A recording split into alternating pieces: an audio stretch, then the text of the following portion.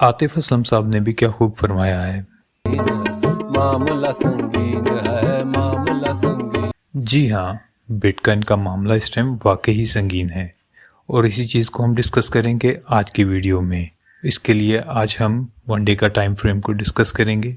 Let's go to the charts. अस्सलाम वालेकुम। जिस तरह से हम पहले से डिस्कस कर रहे हैं 15 मार्च से ऑलमोस्ट 9 डेज़ हो गए हैं ये EMS के क्रॉसओवर्स को मुख्तलिफ टाइम फ्रेम में, जैसे कि ये 1 आवर में हमने इसको चेक किया, फिर उसके बाद ये छोटे टाइम फ्रेम से इनको डिस्कस कर रहे थे कि क्रॉसओवर्स हो रहे थे प्राइस एक्शंस को। फिर उसके बाद 17 मार्च को एक चीज़ डिस्कस हुई इस वीडियो में जिसका टाइटल था बिटकॉइन टूवर्ड गया। तो उसके बाद से बिटकॉइन एक रेंज में मूवमेंट कर रहा है और इसमें सारा एक मैंने अपना पॉइंट ऑफ व्यू बताया था कि एक हेड एंड शोल्डर का पैटर्न फॉर्म हो रहा है, जो कि जिस तरह आपके सामने ये है कि यहाँ से इसने अपने प्राइस मूवमेंट शो की और ये एक इसने अपना शोल्डर फॉर्म किया, फिर डाउनवर्ड आया, फिर इसने अपना एक हेड फॉर्म किया और ये दोबारा इधर डाउनवर्ड, इधर इसने दोबारा अपना एक शोल्डर की फॉर्मेशन की। अब ये एक्सपेक्टेडली या तो यहाँ पे इसका शोल्डर कंप्लीट होके डाउनवर्ड यहाँ से स्टार्ट हो गया है या इसने अभी दोबारा से एक अपर लेग बनानी है। ये चीज़ों को मैं देख रहा था कि ये क्या होगा।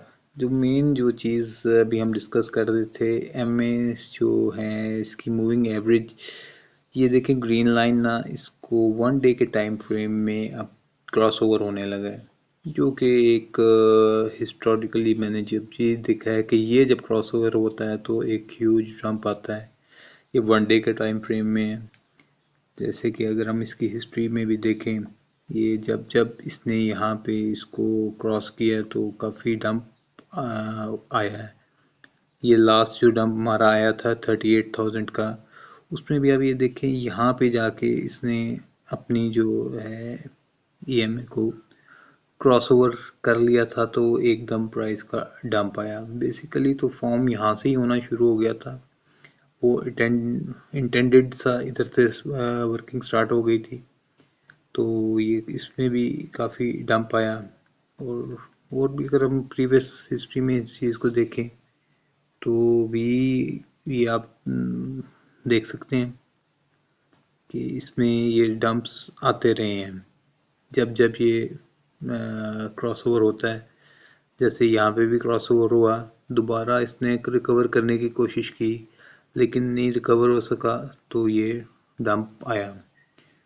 खैर ये तो इतना चेंज हो जाते हैं। फिर मैंने इस पे पैटर्न्स कुछ मार्क किए अपनी तरफ से कि ये क्या एक्सपेक्टेड प्राइस सेक्शन हो सकता है, उसके अकॉर्डिंगली ऐसे ही ये ड्राइंग्स कुछ बनाई थी। नींद नहीं थी आ रही मुझे तो ये मैंने कुछ बनाई। अब इसमें लाइक मेरे मुताबिक अगर ये 27 तक ये अगर 70,000 या ये जिस तरह 69,000 तक अगर ये अपवर्ड जाता है, फिर अगर इसकी एक डाउन ट्रेंड फॉर्मेशन होती है तो ये ऑलमोस्ट ये आपके सामने 10th 11th अप्रैल तक ये अपना जो 53,150 तक आ सकता है, जो कि अपने फेयर वैल्यू गैप को भी इसमें कवर कर लेगा। लेकिन ये जनरल डिस्कशन है। अब इसके मुताबिक आप अपनी ट्रेड्स को प्लान ना करिएगा, ये ना हो आप मेरे कहने पे यहाँ पे एग्जिट कर लें और पता चले कि BTC ने थोड़ी बहुत यहाँ पे एक्युमुलेशन की और BTC ऊपर निकल गया। ये तो ऐसे ही मेरा एक अपने व्यूज़ थे जो मुझे लग रहा है, क्योंकि इसी तरह से कुछ ना कुछ प्रेडिक्ट करने की, प्राइस एक्शंस को देखने की कोशिश करते हैं। अदरवाइज़ तो कोई फिक्स फार्मूला तो है नहीं। न्यूज़ बेस पे ज़्यादा चलती हैं ये चीज़ें, लेकिन ऐसे ही टेक्निकल एनालिसिस के बेसिस के ऊपर ये चीज़ मैं आपसे डिस्कस कर रहा हूँ, क्योंकि ये एक करेक्शन ड्यू तो है। मैं बिल्कुल भी इसमें बेरिश नहीं हूँ, लेकिन फिर भी एक लिक्विडेशंस को जो मैप का जो बेसिकली आपसे चीज़ डिस्कस की है कि लिक्विडेशंस बेसिकली एक्सचेंज ने करवानी होती हैं, उसी में उसका प्रॉफिट अर्न होता है। अभी हम लिक्विडेशन मैप्स को भी डिस्कस कर लेते हैं कि इस टाइम लिक्विडेशन मैप्स की क्या पोजीशन है, उसके अकॉर्डिंगली प्राइस एक्शन क्या हो सकता है। अगर हम लिक्विडेशन मैप को स्टडी करें, इस टाइम बिटकॉइन 64,000 की प्राइस पे स्टैंड कर रहा है और आप देख सकते हैं कि जो इस टाइम लॉन्गर्स हैं वो कंपैरेटिवली ज़्यादा डोमिनेट कर रहे हैं और मेजरली इस टाइम जो ज़्यादा लिक्विडेशन है वो 62,000 की रेंज पे पड़ी हुई है। अगर प्राइस यहाँ तक नीचे आती है तो ये लिक्विडेट हो जाएंगे जिन्होंने बिटकॉइन को लॉन्ग किया हुआ है। और इस साइड पे भी आप देखें कि यहाँ पे प्राइस जो है वो 66 तक जा रही है। इसका जो स्प्रेड है वो काफ़ी रिड्यूस इस टाइम हो चुका हुआ है। थोड़ा सही ऊपर नीचे के मूवमेंट्स पे दोनों साइड्स क्लियर हो सकती हैं और मेन में भी बिटकॉइन ये लिक्विडेशंस को क्लियर करके अपवर्ड मूव कर जाए।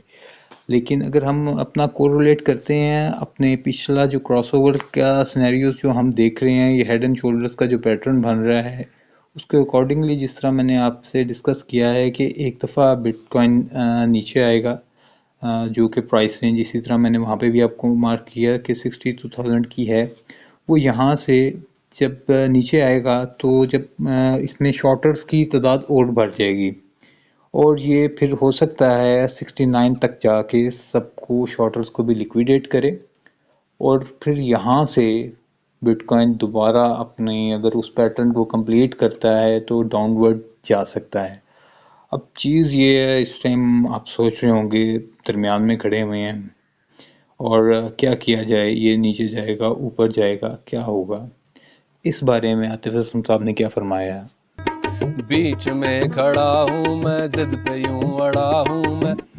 अब बीच में खड़े हैं, क्या करें। अब मैं आपको फाइनेंशियल एडवाइज़र नहीं हूँ, लेकिन आपके ट्रेडिंग स्टाइल के अकॉर्डिंगली थोड़ा बहुत चीज़ को सजेस्ट कर सकता हूँ। अगर तो आप लॉन्ग टर्म होल्डर हैं फिर तो भाई बेफिक्र हो जाएं। ये 10,000 बिटकॉइन नीचे क्या ऊपर क्या, इससे आपको कोई फ़र्क नहीं पड़ेगा। आपने अपने लॉन्ग टर्म पोर्टफोलियो को बिल्कुल भी नहीं छेड़ना। बात करेंगे जो इस time day to day trading करते हैं, स्विंग ट्रेडर्स जिनके फंड्स थोड़े हैं, वो उनका पैटर्न ये है कि ऊपर जाके प्रॉफिट बुकिंग करें और जब नीचे आए फिर उसके बाद दोबारा से इसको अकुमुलेट करें, बाय करें।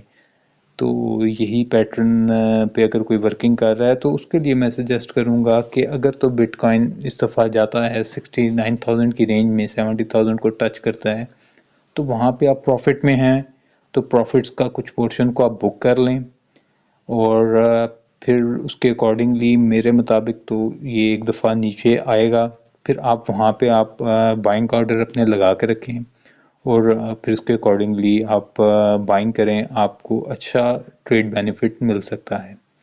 ये जस्ट एक डिस्कशन है, मेरे अपने पर्सनल रिव्यूज़ हैं, आपने अपने डिसीजंस खुद लेने हैं अपनी सोच के मुताबिक। मैं इस चीज़ का रिस्पॉन्सिबल नहीं हूँ, बस मेरे जो अपने इसके बारे में रिव्यूज़ हैं मैंने आपसे वो शेयर किए हैं। आई होप वीडियो आपके लिए इंफॉर्मेटिव होगी। इंशाल्लाह मिलते हैं नेक्स्ट वीडियो में। अल्लाह हाफिज़।